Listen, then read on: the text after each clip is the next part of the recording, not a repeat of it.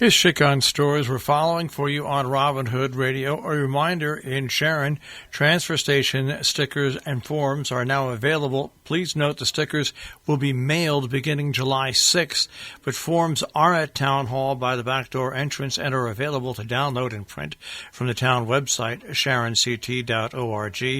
A reminder to renters that proof of residency is required. There will be no in-person transactions at this time.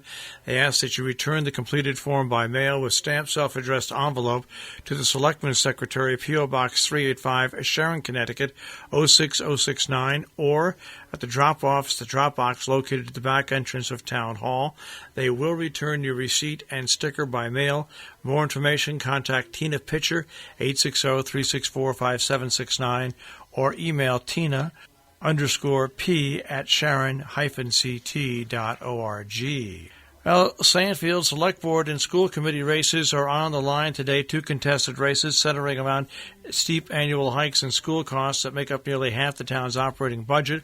Polls will be open from 2 to 7 today at Old Town Hall, 3 Silverbrook Road. Write-in candidates Alex Bowman, 36, challenging incumbent Mark Newman, 62, for the 3-year Select Board term on a platform that includes finding a way to spread out rising expenses of increasing numbers of students from the town who attend Farmington River Regional School District. That's a $98,000 increase in school expenses this year and pushed up the town's budget and could force a repeat of last year's rejection of the school assessment by voters and require a special town meeting. The other candidate did not return any messages. The town of Sheffield Select Board has a meeting today at 2 p.m., a virtual meeting once again. Salisbury Board of Education will have a Zoom meeting at 5:30 tonight. The Great Barrington Annual Town Meeting happens tonight at 6 o'clock. It's a drive-in event at Monument Mountain Regional High School parking lot, 600 Stockbridge Road. You'll be able to listen to the event on a prearranged FM station in your car, and there will be microphones around placed for questioning. The Town of Sharon Historic District Commission has a meeting tonight at 6 o'clock. Also in Salisbury at 6:30, the Planning and Zoning Commission has a meeting set at Town Hall. The Town of Kent Inland and Wetlands Commission has their regular meeting tonight at 7 o'clock. Once again, those meetings are via Zoom or remote.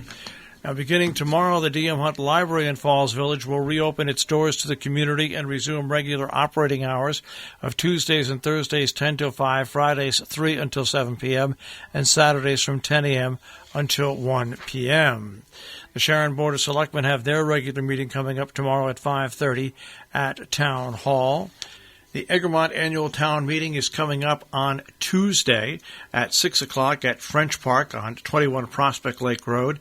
It's an outdoor vote. After delaying its annual meeting, they decided to convene outdoors to vote on its budget. Strict social distancing measures will be in effect. A maximum of 2 members of each household must remain in a small circle apart from others, as well as requiring face masks. Egremont will distribute disposable microphone covers that attendees must use if they want to speak. At the end of the meeting, the moderator will dismiss the people in groups in order to maintain social distancing. The Town of Sheffield Select Board has a meeting tomorrow at 6:30. Once again, these meetings for the towns are all virtual and by Zoom or Google. You have to go to the town websites for more information. In Cornwall at 7:30 tomorrow, the Economic Development Commission has a meeting. On Wednesday in Sheffield, the Select Board has a meeting, a virtual meeting at 6:30. You can dial in or get access. Once again, that information at the town website. In Dover, New York, the Town Board regular meeting will be held at Town Hall on Wednesday from 6:30 till 7:30. Region 1 ABC Committee has their regular meeting on Wednesday at 7 o'clock. That will be a virtual meeting where you go to the Region 1 website and find out the contact information. Now, antibody testing for all those who donate blood is happening with the blood drive at the White Hart Inn in the banquet room on Thursday from 8:30 in the morning till 6 o'clock in the evening. To schedule an appointment, 1-800-RED-CROSS, 1-800-733-2767, online, redcrossblood.org. In a story in this weekend's edition of the Republican American, Region 1 Summer School will be a good test run now for how to operate schools when they reopen for the 2021 school year. That according to members of the Reopening School Committee. By the way, that meeting can be seen on the CATV6 website at catv6.com. Click on the Vimeo link and look for that meeting. The group met Thursday discussing details of the session that will run from July 6th through August 7th in 4 of the region's elementary schools: Salisbury Central, Sharon Center, Kent Center, and North Canaan Elementary. Housatonic Valley Regional High School's program will be totally virtual. Region 1 Superintendent Pam Vogel explained the protocols that we put into place to the committee, which comprise of administrators, faculty, board members, parents, and healthcare officials. It was Vogel's final meeting with the group because she's retiring June 30th. Vogel said they expect about 100 children to enroll. About half will attend in-person classes. The other half will take courses remotely. Classes in literary and math will be offered. For those coming to schools, temperatures will be taken before they enter the building. Those who display a fever will be sent home. Records of absence will be kept. Strict cleaning, disinfecting, and sanitizing procedures will be undertaken. Children can only use lavatories once at a time. Bus transportation will be offered only to those who need it. No meals will be provided. Students must bring their own snacks and water. There will be bottles of water available because fountains cannot be used. Also over the weekend, Housatonic Valley students organized a peaceful Black Lives Matter protest in North Canaan.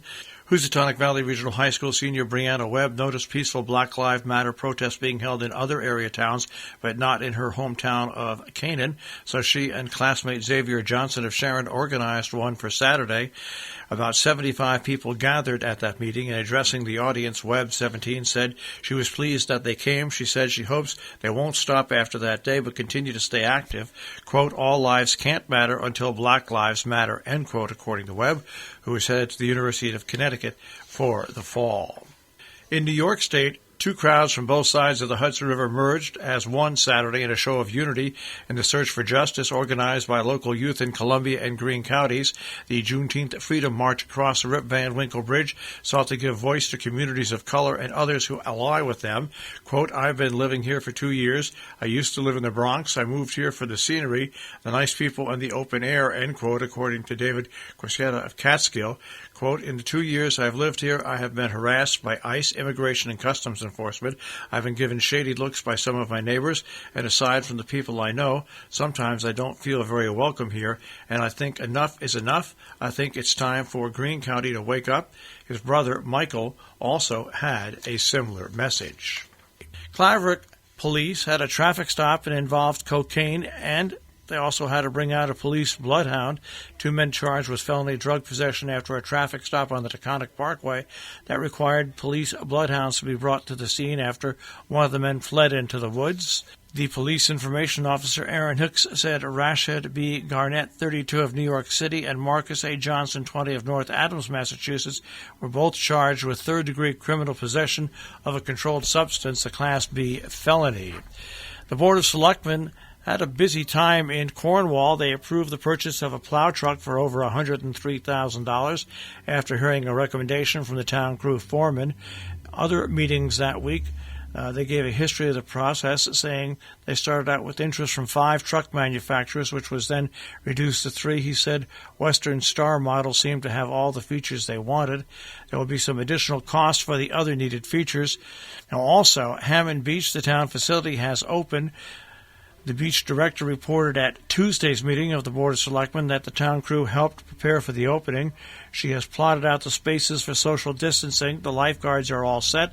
The rules will be posted at the beach and on the town's website, cornwallct.org. Passes are available at Cornwall Town Hall. And finally, First Selectman Gordon Ridgway reported that the annual Ag Fair will not take place in September because of social distancing and other restriction. It would be difficult to arrange for that event. Also, the Ancrum Town Board announced the Ancrum Pool and Kids Camp will not be open this summer. At its monthly meeting, the Ancrum Town Board decided not to open the pool or run the Ancrum Kids Camp this year because of health risks posed by the COVID-19 virus. In North Canaan, the playground recreational areas are now open for use Be advised they will not be sanitized. Use with caution and follow CDC health and safety guidelines. Practice social distancing. Wear face masks. If you can't, avoid large gatherings and groups. Wash your hands frequently. Be responsible and respectful. Now, beginning today, the North Canyon Transfer Station will have on hand sanitizer for North Canyon residents. Just ask the attendant and they will refill your bottle for you during regular business hours. The Salisbury Town Grove will be closed July 4th and 5th. No boat launching on those days. Also a reminder, the fireworks at the Salisbury Rotary Club are postponed till October. But how about this story? 3 fireworks displays are planned in Dutchess County with social distancing in mind. Local municipalities canceling fireworks amid concerns that social distancing would not be possible. Dutchess County has announced plans for 3 drive-in style free July 4th shows in 3 parts of the county.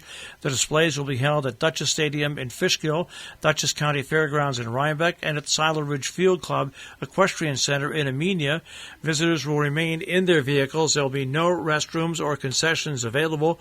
No alcohol will be allowed on the grounds. Gates at the locations will open at 7:30. The fireworks will begin at 9:30. Parking is limited at the venue, so guests are encouraged to arrive early. At Dutchess Stadium, 500 spots will be available. At Silo Ridge, 300 spots. And at the fairgrounds, there will be 3,000 parking locations. Drivers heading down state roads in Connecticut leading to Foxwoods Resort Casino and the Mohegan Sun Casino in Connecticut are now greeted by flashing warnings: avoid large crowds and don't gamble with COVID. Well, despite having authority to shutter thousands of businesses during the pandemic, Connecticut Governor Ned Lamont has been constrained when dealing with the sovereign tribal nations that own 2 of the world's largest casinos. After pleading with tribal leaders not to reopen and even raising the possibility of pulling their state-issued liquor licenses, they ultimately settled for ordering state transportation workers to put up the signs. Connecticut's 2 federally recognized tribes, the Mashantucket Pequot Tribal Nation and Mohican Tribe, are not alone in reopening doors early as the nation reemerges from the shutdown, though both say they are being careful about reopening, facing pressure to bring back employees and start generating revenue. Tribes also in Washington, Oregon, California, Florida, North Carolina, and New York, and elsewhere have decided to welcome back gamblers, even though their states have not allowed large gatherings. Our business brief is underwritten by Morgan's at the Interlaken, interlakenin.com, and by Salisbury Bank, salisburybank.com. The Dow Jones Industrial Average will start off today at 25,871.46, the NASDAQ at 9946.12, and the S&P 500 at 3,097.74. We'll take a look at that tri-state forecast. That'll come your way in just a few moments.